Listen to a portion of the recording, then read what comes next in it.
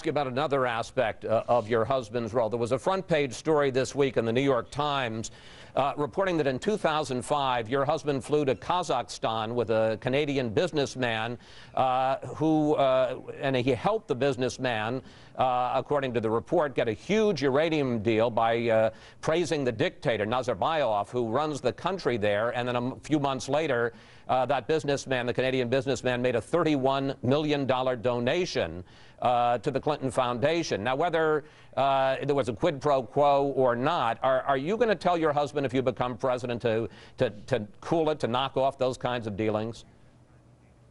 Well, Chris, that is a very one-sided and inaccurate description of what actually occurred. Well, it's basically what the New York Times said. Well, let me set the record straight. He went to Kazakhstan to sign an agreement with the government to provide low-cost drugs for HIV/AIDS, a growing problem in Central Asia.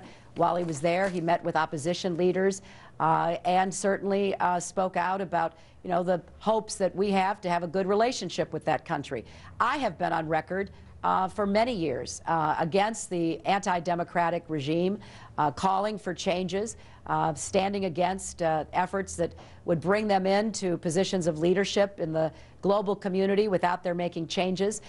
So I think it is clear that I will stand on my own 2 feet. I will say what I believe, and I will be a president who pursues policies that I think are in the best interests of our country. Well, if I may just briefly follow up, that's exactly the case. You had spoken out against Nazarbayev's policies, but President Clinton, former President Clinton, attended a dinner at which he, in fact, said he thought that Nazarbayev could lead an organization involved with regulating democracy around the world. And the question is raised, if you're president, and he's the former president, and he's conducting and making statements that are out of step with your policy, isn't that going to be awfully confusing?